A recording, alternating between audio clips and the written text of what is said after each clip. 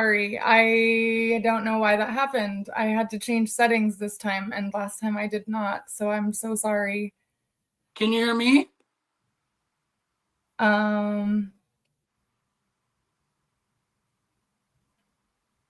I cannot hear you though. Am I What settings did you change?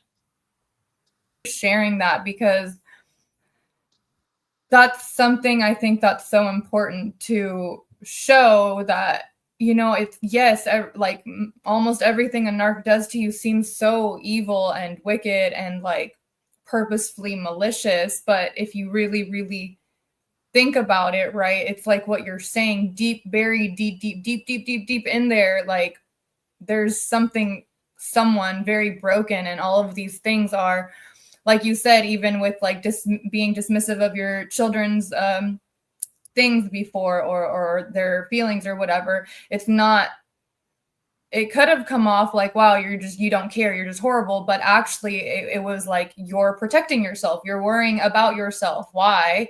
Because there's like a very scared something in there, someone in there. So I think, thank you for sharing that. I think that's something that um it's important to just like have more understanding for why, yeah, such evil things are being done, but it's also just like, yeah, they come first for a reason, right? There's something that needs to be protected, and that because you've had that trauma. If you care to share any of your upbringing, that I think that would be great too, but if not, I understand. But that just brings so much more like humanity into the narcissist, and obviously you walk with Christ, so you have that advantage, right? You can actually acknowledge and face it. Like you said, maybe it's a lot scarier to face for people that don't have God with them, right? Amen. Yeah. I will add one more thing, but like, you know how families are ripped apart by cluster B disorders or whatever, and they always say that sick bastard left his kids and wants nothing to do with his kids. You know, as sick as this sounds, I'm not justifying it. I know it's disgusting, but that's probably a good thing though, if you think about it. They're gonna screw them kids up royally. So by them not being there, I hate to say it, but they're doing them a favor. And that's, again, as sick and as bizarre and as outrageous and appalling this sounds, they're actually protecting the kids in some ways. And they have a sliver of empathy. They don't want to ruin the kids. I'm not saying they don't. I'm not justifying it. I'm saying that's part of the reason why they leave their kids behind sometimes.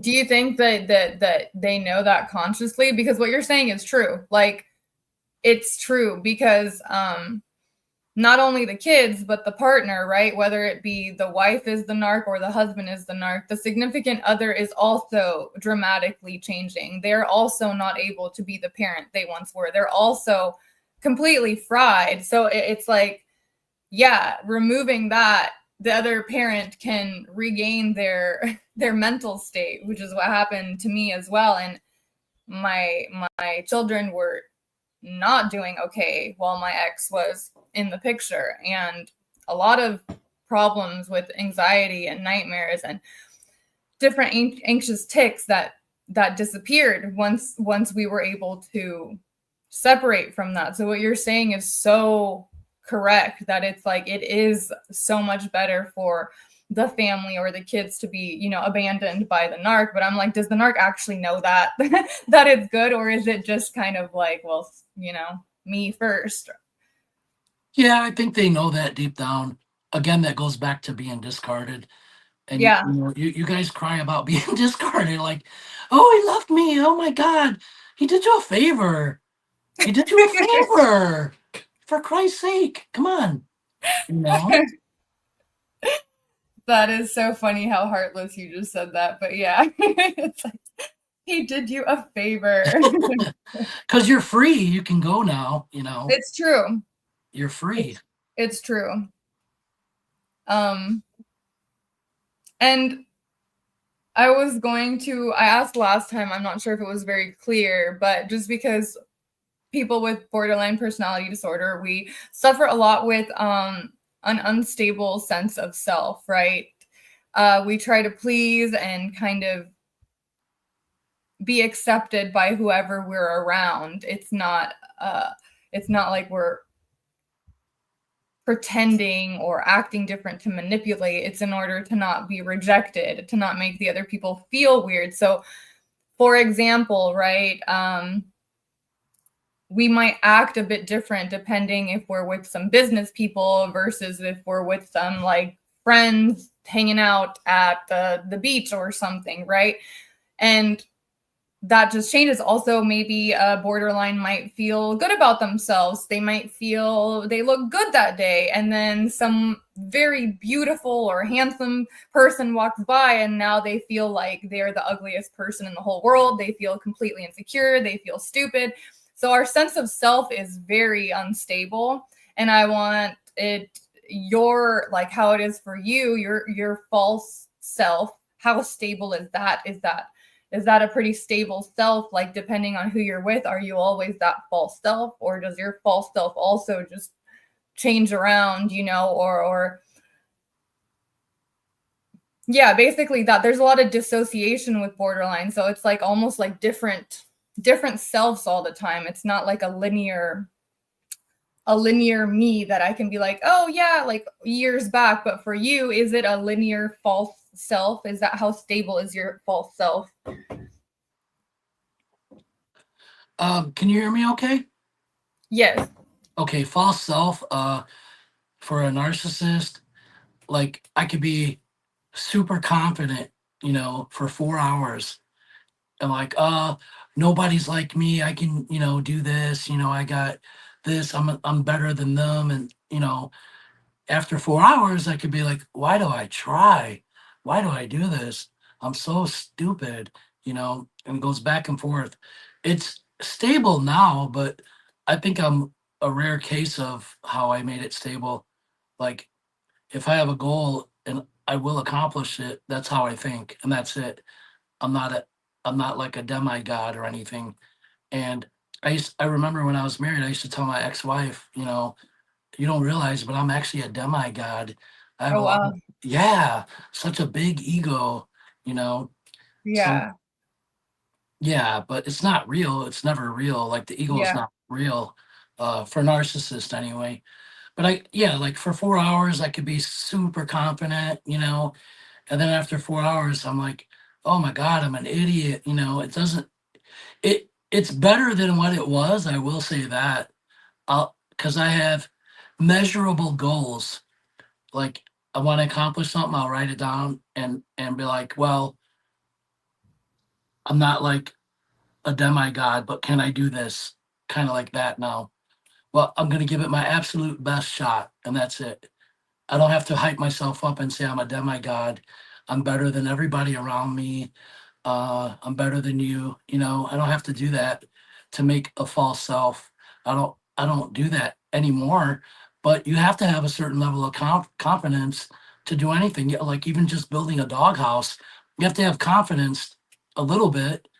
And with a narcissist, they have well, unhealthy amount of confidence, and it's too much of anything is no good for you. And Yeah. then if I run into like a difficulty doing something or a problem, and it reverts back to, oh my God, I'm so stupid. But it's not like that now, but I remember that. I remember how that used to be. You Yeah. know, I have measurable goals and strategies and a drive to do things, and that's it. Well, And that what you're saying, your goals, like the fact, like they stay, is what I'm saying. Like you can have a goal and stick with that. Because for a borderline, we might have a goal one day, and then tomorrow it's like you have a completely different goal. Like it changes so often. I guess that's another issue I've had with my page. I'm like, oh no, oh, I'm gonna focus on this. No, I'm actually gonna focus on this. No, I'm gonna, So I'm just like, do your goals stay pretty stable? You're able to go through with them, would you say? oh shit, are you deleting your channel now? No, no, not at all. But I I'm want to just be I saying, want to like, be an author now. I don't want to be a YouTuber. It's funny you mentioned that. I did a case study on two self-aware narcissists. I don't want to name their names, One is called The Nameless Narcissist, Oh and yeah, I've checked his one channel is out. called NPD April. And they were so ambitious in the beginning. They're like, this is going to be a lifetime thing or whatever. They fell in love with being a YouTuber, and now they're gone. And I've done case studies on that, and I had to ask myself, am I going to do that? And Yeah, to tell you the truth, I've had thoughts about deleting my channel and doing something else. I'll go back to doing construction or whatever it is, whatever yeah. it is. And then I'm like, no, why? Why? It's stupid. Like, but I could see like I see people doing that, and I know you're right. Like NPD April was a fairly big. I don't know. I don't think she was that big. Nameless Narcissist just kind of vanished. But I used to love him, and I used to watch him all the time, and he would do live streams. I talked to him a few times, and then he just quit. And I'm like, that's a common thing.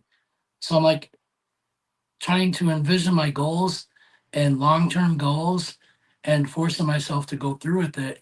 And the reason why is because like I want to at the end of the day I just want to accomplish one thing that I set out as a goal.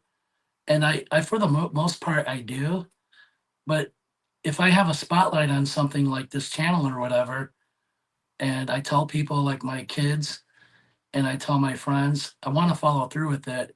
Like I don't want to name names like my friend Katie, you know. I don't want to, I'm not like You're just really great at not naming names, by the way. it's just out of respect. It's out of respect. All right. Yep.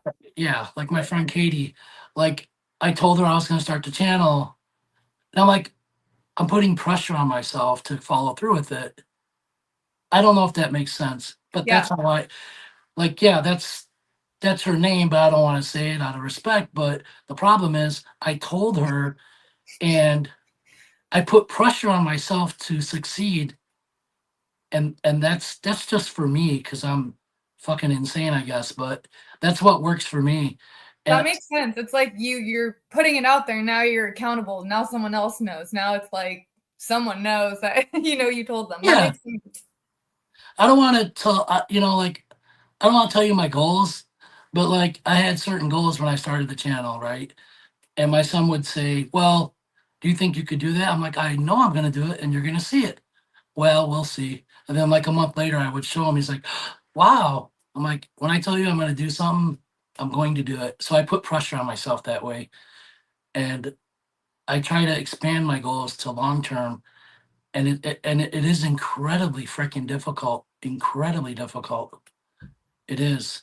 And there's so much of me that wanted to delete my channel, but I just won't do it because I put so much on me already. So much Yeah. pressure. I just won't. I know I And you won't. shouldn't, because your channel has helped me personally, and I know so many people so much. Like, yeah, don't delete it. There's so much good stuff on there. It needs to be seen by people. Like, even if you Uh-oh. did one day stop making videos, which I hope you don't, like, you should never delete what you have on there. It's so valuable. Thanks for that. I love your channel too, by the way. Thank you. The Borderline with Christ. So people subscribe. Uh, Thank you. you're cracking me up when you were analyzing that Rob the Knob guy from 90 Day Fiance. I was fucking dying. Oh, That's because you really were cool. like experiencing this and calling it out at the same time. Yeah, I did experience literally basically that whole little 90-day thing by going to a different country for my ex. So yeah, totally. What could you care to talk about, like in that uh one of the videos he destroyed her phone, and I know you know what I'm talking about. Yeah. Rob the Knob, am I Yeah. right? Yep. So you said you had something similar. If Yes. you don't have to if you don't feel comfortable, but would you like to discuss that? Yes, that's totally fine. I will get into it. So I've had a couple instances where my ex destroyed my phone, and one of them I didn't understand why it was so necessary, but now where you've explained the documentation, I can understand it. I'll get into that, and I'll get into the other one right after. So for that one, I was pregnant. I just found out I was pregnant. So I'm in a country, I'd moved to the Netherlands. I have no one there, just him. I don't speak the language, although a lot of people speak English there. But I just found out I was pregnant, and I'd also just found out that he had cheated on me. We were in a fight, and narcissists don't really want to resolve things, right? When you try to bring things up, they're just going to avoid you, ignore you, go off, go to the bar, go whatever they're going to do. And so he was icing me, silent treatment, and I said some really embarrassing things, like I didn't want this baby anymore, because at the time, that is what I was thinking, which is like super cringe to say. But I felt like it was like an extra trap, like now I'm pregnant, and now like even more maliciousness out of him is coming, and even he cares even less, it's like, this is my life now. I'm just going to be getting, like physically attacked and cheated on and all this stuff. And we're just going to have kids and like, what the heck? And so I said that. I said some really embarrassing stuff, that I did not want this baby anymore. And then the next day, basically, I obviously do have the baby. My daughter's almost 2 and everything. But the next day, we had access to our phones. When we started our relationship, he pretended like he had nothing to hide. We shouldn't have passwords. I didn't know it was because he wanted to always have access to my stuff. But anyway, I opened his phone, and I looked at the pictures, and I saw he had screenshotted what I had said. And I thought that was so strange, because by the next day, I was completely embarrassed that I had said that. I regretted saying that. And he had that screenshot. And so I just deleted it, because I was like, why did he take a screenshot of that? Like, that's just like, why, right? So I just deleted it. I didn't think it was a big deal at all, because we were past that now. Well, he wakes up and sees that the screenshot is deleted. I guess it was so important that that was the only thing on his mind somehow. Well, I'm with my son, and I just hear like, what the fuck did you do? Like complete just rage. And I was like, what is going on? He's like, why would you delete that screenshot? And I was like, well, why? Like, what is the problem here? Like, why was that so important? Why did you even take a screenshot of something I said when I was like not okay? When I was like totally not in my right mind? Why would you take a screenshot of that? And he was just like, no, like, and he got so mad, and he was like, give me your phone. Give me your phone. And I was like, why? He's like, because I'm going to destroy it. And it's like, I had no other way to communicate with my family in America, or anyone, right, from America. That's the only number they know. And so I'm just like, no, if he destroys it, I have nothing. And so I'm like, no. And so he just starts chasing me with my son. Okay. We're like in the closet, and he's just like, give me your phone. And my son is screaming. And I'm trying to hide my phone, because I'm like, if he takes it, I have no phone. I have no way to contact my mother. And he did take my phone. He grabbed it, and he smashed it on the wall, and I did have no phone. And he basically told me, like, you're not going to have a phone. You're not going to have a way to communicate with anyone. And that was like really scary, because the rage came from, and now I understand why it was so important to document these things for him. It was, like you said, ammunition. And I destroyed something that was so valuable to him. Even though, like, I don't know, in a marriage, I thought, like, I don't know why you would be doing that. Why you would be wanting, why any of that. And so he destroyed my phone. I had no phone for like several weeks. I eventually was able to contact my family from his phone, and I just lied and said that I lost my phone, that I just left it somewhere, and I didn't know where it was, because obviously I didn't want them to think what was going on. So that was one of the instances where my phone got completely smashed, because he was angry. Basically, he was angry that his ammunition got deleted. Another time that my phone got smashed is because he was verbally abusing myself and my son, just going crazy. And that's usually how it starts with a narc. You try to calmly talk, and they're angry. They push you, they provoke you. And I was like, I'm tired of people thinking that, like, I'm just yelling at because like they'll provoke you in public, right, over something. It's like there's like things are happening behind the scenes. And so he was getting like almost physical across the table. He was yelling at us and he was almost getting physical. I started recording like in my pocket because I was like, this is not happening. Like I'm going to have proof of what he's doing. And when he started about to come like attack me across the table, I was like, stop, don't hit me. Do not, like, I'm recording. And he was like, oh, you're recording? No, you're not recording. And then I was like, stop, I'm going to call the police. Like, if you attack me, like, don't do this, please. Well, I shouldn't have done that. He grabbed my phone and he smashed it, and then he attacked me. So, and my daughter at this point was 3 months old. Like, she was a very little baby. So all of this was going on. He was just going crazy. And so I literally had to leave the house, like, because he just was, he was going to end me. He was just grabbing me, throwing me after smashing my phone. He was just still so mad that I would have proof finally of how he actually treats me, like behind closed doors and all of this stuff. And so I left. I literally left running barefoot to the police station, the closest police station. And when I got there, by the time I got there, I was like, no, I don't want my ex to be in trouble. I was just scared that I was going to get, ended basically. And so that was another time when he smashed my phone because he doesn't want, like, they don't want anyone to actually know what they're like, they don't want people to see how you're actually treated. And yeah, so that was another example of him smashing my phone and just attacking me. And when I basically tried to prevent the physical from starting, it just got physical. So that was another example of that.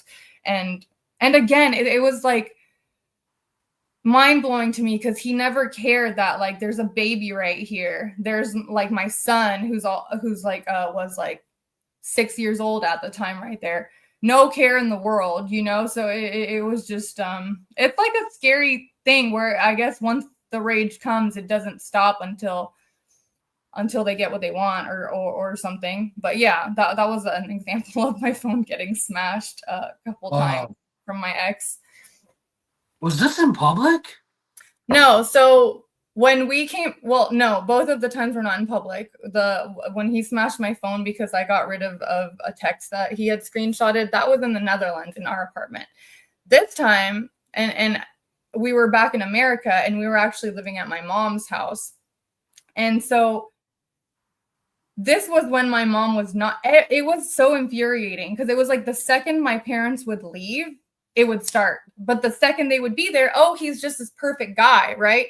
And so it was so infuriating because it's like, then he could point a finger and be like, look, she's upset, she's crying, she's emotional, she's she's blowing up over this. And it's like, they would never see what's going on, and it was driving me crazy, like it drives everyone crazy, right? And so this was in the house. But when my parents were gone, another thing he would do is he would attack me in the car, right, when we were living with them, because then they wouldn't be there. I got punched many times while I was driving. Like, he always waited until we were alone, so no one can actually see what's going on, and I can always just look like I'm upset, I'm hurt, I'm whatever over nothing, because he's just this perfect person. So it was not in public, it was in the house. But yeah. Eventually my parents did see what was going on. It became very obvious. They witnessed it. They also got physically attacked by him towards the end. So it all blew up at the end anyway. But for a long time, it was like, they do that. They paint you as like, they're just so perfect. They're just so perfect. Yeah. And you're just so crazy for having any issues with them or with anything, basically. Wow. But yeah. That's pretty common, actually. God. Yeah, I mean, like I said to you, like privately, when I first started YouTube, I was like, oh, people need to know what can happen, especially Borderlands, how we're so drawn to narcs and how they can push us to extremes that a normal person won't. Like, people need to know. But then I got on YouTube and I'm like, wait, there's a lot of people know. And I'm like, oh, wait, everyone kind of has the exact same story. Everyone actually has gone through basically the same stuff, And so I'm like, oh, okay, people know. People at least the people that have been through it know, and we all seem to have the exact same story, one way or another, you know. Oh, I'm so sorry to hear that happen to you though, but like I don't understand like how you survived it though. Like, wow. I mean, they put you in these positions and I mean, you don't know how strong you are until you're forced to, I guess. I mean, Yeah, wow. Yeah, you're a uh, survivor. there were like, you know, our walls and stuff, there were just like cracks and holes. Like I would get body slammed, and it was just like, you know, things thrown at me and just crashed, you know, on the wall. But in public, just like this perfect person. So it just drives you insane. You're just like, what is Yeah. going on? But Wow. that's why I'm always like, God was with me through everything. God was with me and my children, and there was a reason for all of that, you know, like there was a reason for us to go through that and to come out of that. There was a purpose for that, and I see that there was a lot of flaws in myself, a lot of you know, why am I so susceptible? I have absolutely no boundaries, you know. And it's like that's the thing with borderlines, even more than a normie, is that it's like you push a reset button. The second it's like, oh, I'm so sorry, you know, I love you. It's like, oh, you love me? Okay, you're perfect. Like you forget absolutely everything that just happened. It's like a clean slate. I completely Yeah. idealize you. You're just I don't care anything you did. Like I understand. I love you. You're perfect. And so it's the perfect cycle. You just keep going and you just like you said in the last stream, you just keep having hope that it's gonna get back to how it was at the beginning. And that's all we want. That deep intimacy. Wow. Yeah, you're a survivor though. And God took care of you, you know, Oh yeah, and God was looking out for you for despite sure. everything that happened.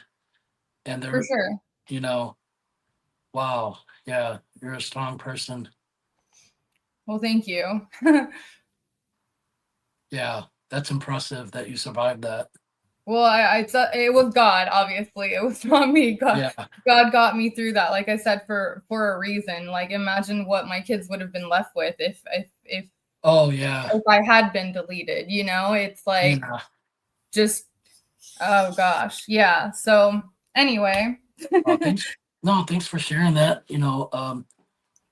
Wow, that's pretty stunning. yeah. It's But I'm sure many unusual. can relate. I'm sure many can relate on their phones and things getting smashed and just, you know, that isolation. It's part of the isolating you, not being able to reach out to other people. And like, especially when you're in another country, it's like extra scary to have your only way to communicate with people you know in your country be gone. It's like, it's really scary. I feel like it was even scarier realizing I have no phone than when it was happening, you know, because it's like I'm completely at his mercy. You know, I have no way to contact anyone for anyone to know anything. Not that I wanted people to know, you know, it's so embarrassing anyway. No, I know, but like what where it's unusual for you though is that you overcame not only what he did to you, but what he did to, you know, in front of your children, you know, in front of your kid and in front of your parents and assaulted your parents, right? Yeah. That's that's uh that's a lot because, you know, it's one thing to just, you know, you're the target, but now how many other people are? So that's something different. And I and think that happened also because, you know, we were living together and the narc kind of only those closest to him really see what's underneath, right? And yeah, once you're in that circle, it's like the mask kind of comes off. And once my parents started to see the reality, you know, what was happening, it's like, well, they're the problem too. Like they're just an extension of me, you know. yeah. Jeez. Wow, I'm shocked and I'm appalled and I'm sorry that you went through that, you know. Oh no, please don't be. Like there's a reason for everything. And Yeah. We're right where we should be, where God yep. placed us. But yeah, so thanks for sharing that though. Yeah, no. And I like always, thank you because it's like I don't have that bitterness. I can understand how broken my ex is now, right? I can understand all of that stuff. I don't want to ever see that person again or anything like that, but I can understand now where all this darkness is coming from. it's not literally Satan. It's just a really broken person that may be getting influenced, like you said, by some really dark spirits, but Amen. ultimately it's a really broken person. Amen. Yeah. Yeah. Anyway, and you're so easy to talk to, and was there something else that you wanted to ask? Because I don't know if you can see it, but I can see it. We're at 51.27, yeah. 51 minutes, 27 seconds. Yeah, I think we're coming to an end now. It's sad because I don't think we, talked about a lot of things that we wanted to, Yeah, we just yap a lot. Maybe it's just me. I'm so sorry. It's like Yeah, we're so selfish and we just talk about ourselves. We don't have any questions though. Let me see. Hang on. yeah, I mean, I have a ton of other stuff, but I think most of it was covered.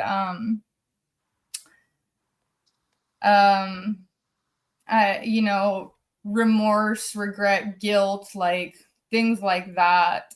But I think you answered that last time, how you feel that, or if you feel that. We would I have don't to know. we have to do a part 3, and I just want to real quick say thank you, Downshift Society. They're in the chat. Oh, okay. Cool. Sorry, I didn't see.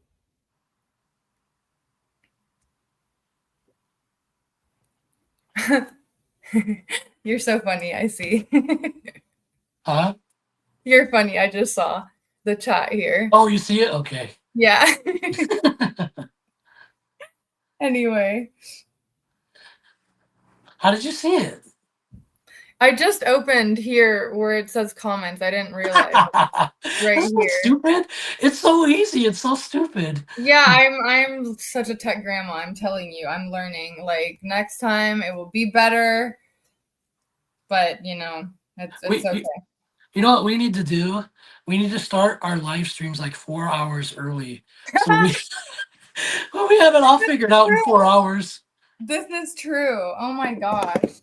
Maybe next time we can just have like not even questions, just like chat back and forth. I actually had an idea of maybe if you want to do this one day, maybe like go over some videos together, like maybe some just like out there cluster B type of videos or some crazy person, me adding to the stigma, right? Yeah, Like because we we're can so both, stable. yeah, maybe have like both of our sides. It might be interesting to have like a NPD, BPD commentary on how we see things going. I thought that might be interesting in the future or something like that, or just a back and forth. Like you said, it's really nice. You're easy to talk to, and I think we both follow Christ, and I think that has helped us in our walk. Like empathy is such a big thing that you need to have for other people to understand. I want Christ to look over everyone in chat and everyone that goes through narcissist abuse. I pray for their well-being. It really hurts me to see this shit happening to people. It really hurts. Some of the comments I read, it's just unbelievable. Yeah. So me and you, I know, was we got to help people. That's the way I look at it. Having these channels, For sure. we got to educate and help people. That's how I look at it. And as far as the commentary thing, we could maybe do like one where we make fun of a channel. Like I don't want to name the name of the channel, like Narc Survivor. Oh my gosh. This is the most boring. This is, in my opinion, the most boring person on YouTube. But that's my opinion. Just an opinion, not a fact. You are so bold. Oh my gosh, that's so funny. Yeah, like we'll talk about it. I think it would be interesting. Or just another thing I thought about is like some type of like cluster B Bible study, since we both are very well, that's our focus. That is what has helped us. That is what has guided us, and all of that stuff. It's so important, and it's the only thing that helped me. Yeah. Even outside of therapy, but it led me to therapy. Therapy helped. But if it wasn't for Jesus and having that reconnection of my faith, I would not be here. Amen. That's what I say to you always. I see that huge difference in you from other self-aware narcs. Just you have such an advantage, truly, and it's like you can see. I just see that a lot. There's so many self-aware narc pages, and they're just kind of like, yeah, I'm self-aware. I'll tell you how I think. But it's like with you, it's like you're actually like putting in the work to change your patterns and all of this stuff. And I think that's because you have God with you. And I think that's a really beautiful thing. And myself as well, you know, I think our healing borderlines, you can heal, and our healing can be like super expedited when we have Jesus, right? We have such a desire for love and like lack, and it's like, wait, God loves us. Like we need to focus on how much God has love for us, and things like that. So totally. Yeah, he sent down his only child to die for our sins, and I think he loves us a little bit. Yeah, for sure. We can't be expected to be loved but like this by any human being. I think that's just a Exactly. comfort we should have, not like a sad thing. It's like it's a comfort that there's actually such a greater love out there. We don't need to be desperately seeking for it down here, you know? Right. So yes, totally. Well, yeah. I guess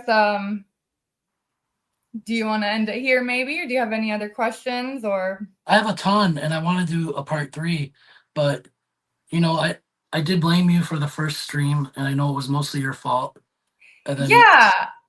You know what? I guess I do have one last question for you. You narcs, you can read between the lines, right? oh my God, Oh, are you serious?